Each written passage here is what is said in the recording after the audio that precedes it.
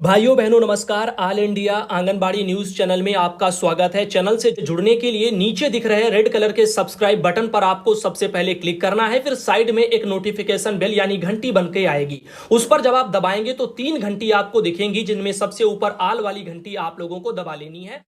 आंगनबाड़ी सेविका सहायिका मिनी बहनों, आज सुबह की सच्ची खबरों में आप सभी का स्वागत है। जैसा कि आप देख सकती हैं, एक राष्ट्रीय न्यूज निकल के आ रही है जो सभी प्रदेशों की आंगनबाड़ी बहनों के काम आ सकती है। इसमें लिखा है आंगनबाड़ी बच्चों का पोषण दूसरे राज्य जाने के बाद भी नहीं रुकेगा। इससे जुड़ी कुछ योजनाएं हैं जिनका प्रधानमंत्री नरेंद्र मोदी जी उद्घाटन करेंगे। तो आइए इस खबर के बारे में जानकारी लेते हैं। ये खबर जागरण में 17 जून को अभी प्रकाशित की गई थी और आपको बता दें, इसकी तरफ हम बढ़ते हैं और आपको बताते हैं। इसमें बताया जा रहा है, ये पहले तो एक फाइल फोटो आप देख सकते हैं पोषण अभियान की। यहां पर पोषण ट्रैकर के जरिए यहां पर देशव्यापी निगरानी भी इस संबंध में हो रही है। साथ ही यहां पर इसमें क्या कहना है, माला दीक्षित हैं केवड़िया गुजरात, वहां से एक खबर प्रकाशित है। बच्चों के पोषण को लेकर के प्रधानमंत्री नरेंद्र मोदी सरकार बहुत गंभीर है। ऐसे में एक भी बच्चा कुपोषित ना रहे।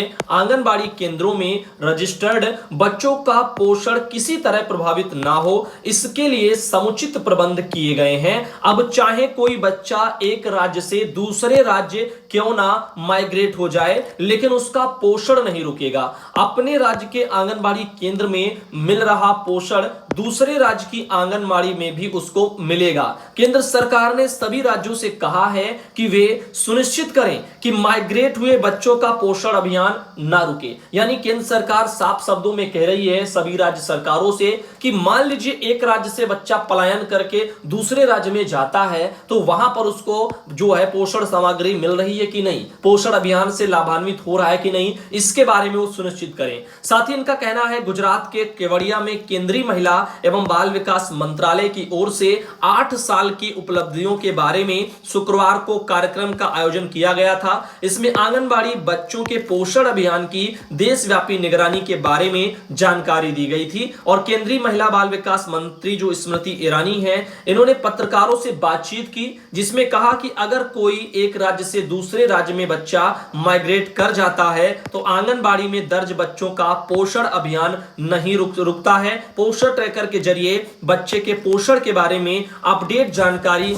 दूसरे राज्य की आंगनबाड़ी को मिल जाती है और बच्चे का उसी स्तर से पोषण चलता रहता है, ऐसा इनका कहना है। फिलहाल अभी पोषण ट्रैकर ऐप पर ऐसा कोई प्रावधान हमने तो नहीं देखा है। आप में से किसी ने देखा हो तो बताना। ये कैसे फाइंड, जब मान लीजिए दूसरे राज्य से बच्चा यहां आया तो कैसे बहनें आप जान पाएंगी, कहां से पता चलेगा पोषण ट्रैकर पर कि जो है ये बच्चा दूसरे राज्य से आया है, इसको लाभान्वित किया जाए। तो इसके बारे में शायद अभी अपडेट आने बाकी हूं या नए अपडेटों के बाद भी ये जानकारियां भी आपको उसमें मिलनी शुरू हो जाए। लिखा है पोषण अभियान से जुड़ी गुजरात सरकार की एक कार्यकर्ता ने बताया कि उनके यहां माइग्रेट होकर के आने वाले बच्चों को यहां से माइग्रेट होकर के दूसरी जगह जाने वाले बच्चों का पोषण अभियान विधिवत जो है यहां पर जारी रखता है। पोषण ट्रैकर इसकी जानकारी उपलब्ध कराता है। यहां तक कि जिन संस्थानों पर निरंतर इंटरनेट की व्यवस्था नहीं है, वहां पोषण अभियान की जानकारी पोषण ट्रैकर पर अपडेट करने के लिए 3 दिन की अवधि रखी गई है। तो जहां पर इंटरनेट ही नहीं है वहां पर इस अभियान की जो पोषण ट्रैकर पर जानकारी अपडेट करने की जो तिथि है वो 3 दिन तक यानी डेट रखी है। अब बताओ, जब इंटरनेट ही नहीं है तो 3 दिन दे दो, आप 5 दिन दे दो,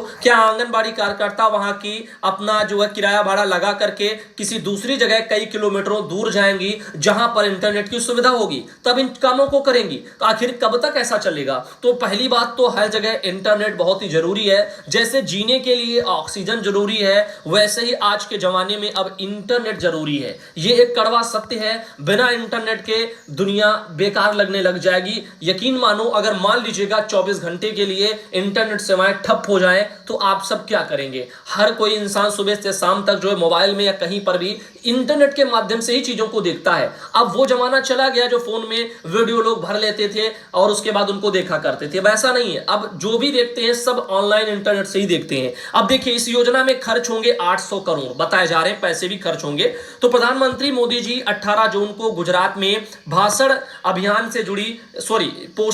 से जुड़ी हुई राज्य की कुछ योजनाएं हैं उनका वहां पर उद्घाटन करेंगे। तो अब 18 जून तो हो चुकी है, उद्घाटन भी हो चुका होगा। कुछ योजनाओं को विस्तार वहां पर देंगे। मुख्यमंत्री जी मोदी जी जो है आपकी मुख्यमंत्री मातृत्व शक्ति एक योजना है जो वहां पे चल रही है, उसका शुरुआत भी करेंगे। इस योजना के लिए 800 करोड़ रुपया खर्च होगा। इसके अलावा प्रधानमंत्री पोषण सुधा योजना के नाम से है, इसके लिए 120 करोड़ रुपया है, इसका भी वितरण भी करेंगे और राज्य के सभी जनजाति जो लाभार्थी हैं उन तक उसको पहुंचाएंगे। तो आप देख रहे हैं गुजरात में दो तरह से योजनाएं संचालित होने वाली, एक के लिए 800 करोड़, एक के लिए 120 करोड़ रुपया यहां पर प्रावधानित होगा। इसके अलावा आगे यहां पर क्या लिखा है उसके बारे में चलते हैं। तो ये हो गई राष्ट्रीय खबर। अब बात करते हैं उत्तर प्रदेश की एक बहुत ही महत्वपूर्ण खबर की। यहां पर जो आप देख रहे हैं महाराजगंज जिले से खबर है। महाराजगंज में डीएम साहब ने कहा है कि आंगनबाड़ी केंद्रों का निरीक्षण करे सीडीपीओ। तो जो सीडीपीओ लोग हैं वो आंगनबाड़ी केंद्रों का महाराजगंज में जल्दी निरीक्षण करते नजर आएंगे। बहनों सावधान हो जाइए। जिलाधिकारी सत्येंद्र कुमार जी हैं, इन्होंने बाल विकास परियोजना अधिकारी यानी सीडीपीओ लोगों को निर्देश दिया है कि 27 से लेकर के 30 जून के मध्य में सभी आंगनबाड़ी केंद्रों का निरीक्षण किया जाए। जिस केंद्रों पर बच्चों की संख्या 15 से कम है उन आंगनबाड़ी कार्यकर्तियों का मानदेय बाधित किया जाए। जिलाधिकारी सत्येंद्र कुमार सोमवार को कलेक्ट्रेट सभागार में जिला पोषण समिति की बैठक कर रहे थे। उन्होंने आरबीएसए के टीम से सभी बच्चों के स्वास्थ्य परीक्षण में सीडीपीओ द्वारा लापरवाही पर मिठौरा तथा निचलौल को छोड़ करके अन्य ब्लॉकों के सीडीपीओ के प्रति नाराजगी व्यक्त की है। 2015 से पूर्व निर्मित 178 भवनों की फर्श खराब हो चुकी है। उन भवनों में कायाकल्प से फर्श और बाल पेंटिंग कराने का निर्देश है। डीसी मनरेगा अनिल चौधरी को यहां पर वो उसका जो जिम्मा दिया है। जिलाधिकारी जिला बाल विकास जो परियोजना अधिकारी हैं दुर्गेश कुमार और डीसी मनरेगा अनिल चौधरी, काफी लोग वहां पे मौजूद रहे। तो आप देख रहे हैं 2015 से पहले पूर्व निर्मित जो है 178 भवनों की फर्शें खराब हो गई हैं। अब ये सरकारी काम है जिनमें मटेरियल घटिया तरीके से यूज होता है। अगर अच्छे से यूज हो तो इतनी जल्दी कोई भी चीजें सरकारी खराब ना हो, लेकिन खराब नहीं होंगी तो दोबारा से उसी पर बजट कैसे निकालेंगे और फिर जो है मलाई कैसे जाएगी। अब देखिएगा उत्तर प्रदेश के जालौन से भी एक खबर निकल के आ रही है। आंगनबाड़ी कार्यकर्तियों को बांटी गई हैं साड़ियां। तो जो भी साड़ी वितरित हो रही हैं उनमें काफी जगह तो आप विरोध देख रहे हैं। अभी उससे जुड़ी भी जानकारी आपको देंगे। फिलहाल आप एक ये फोटो यहां पे देख पा रहे हैं जो उत्तर प्रदेश के जालौन में साड़ी का वितरण वहां पर हुआ है। साथ ही साथ चलते हैं आगे और आपको बताते हैं पंजाब के बरनाला से खबर निकल के आ रही है। आंगनबाड़ी सेंटर में जो है 2 चीनी की बोरियां और 8 ढक्कन यहां पर लेकर के चोर चले यानी उड़ गए हैं, कहने का मतलब है भाग गए हैं। तो नजदीकी गांव आपका पड़ता है वहां पर भेड़ी जस्सा। वहां की आंगनबाड़ी सेंटर से मंगलवार रात चोर सामान चोरी करके ले गए। 16 जून को ये पिछले वाले जो तारीख को 16 जून को मैं कह सकता हूं कि यहां पर ये चोरी वोरी वहां पे घटनाएं हुई हैं। नजदीकी गांव पड़ता है भेड़ी जस्सा। वहां से आंगनबाड़ी सेंटर से मंगलवार रात चोर सामान चोरी करके ले गए। सरपंच गुरमुख सिंह जी हैं, उन्होंने जानकारी देते बताया है कि मंगलवार की रात्रि दीवार फांद करके चोर आंगनबाड़ी सेंटर में दाखिला हुए। इन्होंने खिड़की के जो है सरिया काट करके आंगनबाड़ी में पड़ी 2 चीनी की बोरियां और 8 ढक्कन लेकर के फरार हो गए। हेल्पर जो है यहाँ पर सतवीर कौर ने जब सुबह ताला खोला तो उसे चोरी की घटना संबंधी पता चला।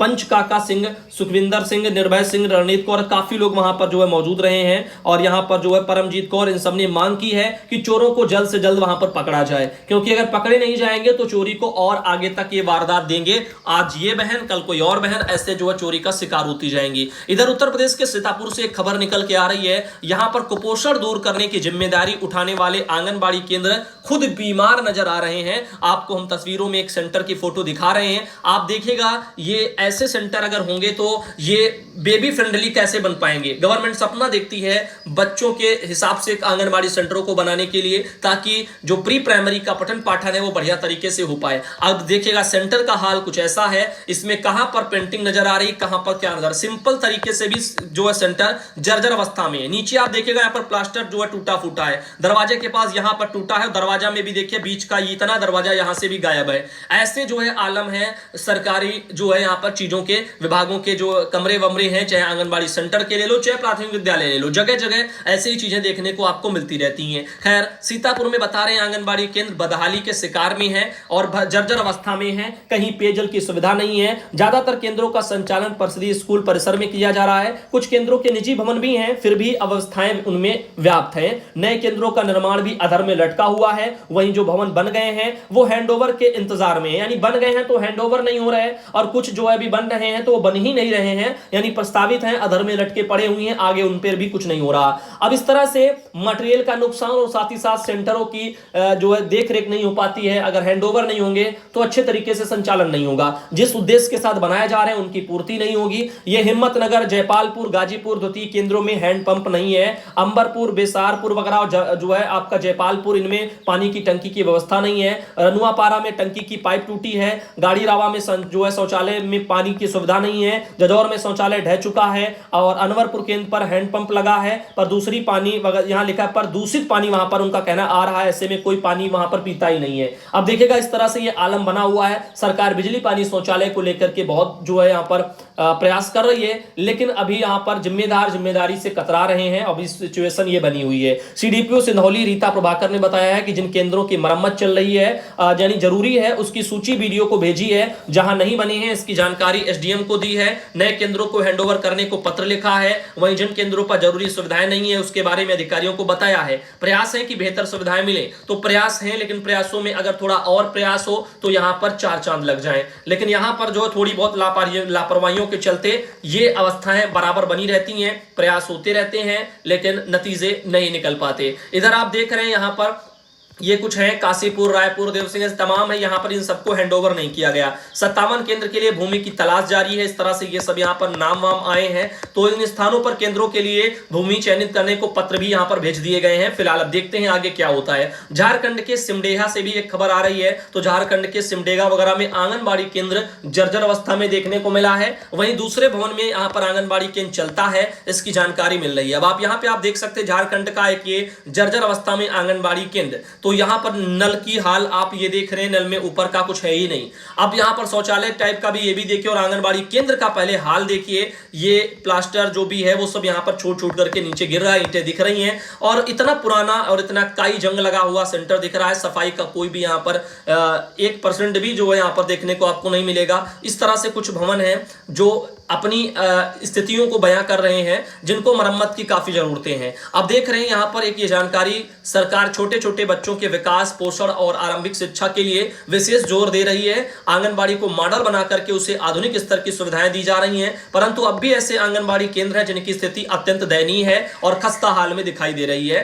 इनमें आप देखिएगा बरस लोया गांव का आंगनबाड़ी केंद्र है, उन्हीं में से एक बताया जा रहा है जो अवस्थाओं का दंश झेल रहा है और भवन काफी जर्जर हो गया है। खिड़की दरवाजे सब गायब हैं, पेयजल की समस्याएं हैं, साथ ही शौचालय की स्थिति में भी वहां पर जो है वो भी यानी बदहाल है और छोटे छोटे नौनिहालों का अपना आंगनबाड़ी भवन नहीं है। वे बगल के आयुर्वेदिक चिकित्सा केंद्र में बैठ करके पढ़ाई करते हैं और अन्य क्रियाकलाप भी वहीं करते हैं। बच्चों को शुद्ध पेयजल के लिए भी जो यहाँ पर मशक्कत करनी पड़ती है। इस तरह से ये चीजें हैं जो वहां पर देखने को मिल रही हैं। इनका कहना, आंगनबाड़ी सेविका है गीता देवी, इनके अनुसार बच्चों को मानक के अनुसार अन्य सुविधाएं तो मिलती हैं, लेकिन यहाँ पर सेंटरों को लेकर के जो सुविधाएं मिलनी चाहिए वो उससे बच्चे वंचित रह रहे हैं। तो इसके बारे में आप देख रहे हैं यहां पर बताया जा रहा है, परंतु बुनियादी सुविधाओं का घोर अभाव है। वहीं भवन की मरम्मत को लेकर के विभाग को कुछ महीने पहले आवेदन तो दिया गया पर अब तक कोई कार्रवाई नहीं हुई है। वहीं अभिभावकों का कहना है कि पेयजल के लिए बच्चों के अनुकूल चाइल्ड फ्रेंडली हैंडपंप भी लगाए जाएं एवं जल्द आंगनबाड़ी केंद्र की मरम्मत की जाए, जिसमें नौनिहाल बच्चों को विकास के लिए बुनियादी शिक्षा से संबंधित माहौल भी जो है तैयार हो पाए और आरंभिक शिक्षा उनकी बेहतर तरीके से चल पाए। तो कुछ इस तरीके से आज का ये वीडियो यहीं तक रखते हैं। अगले वीडियो में आप सब भाई बहनों को फिर मिलते हैं।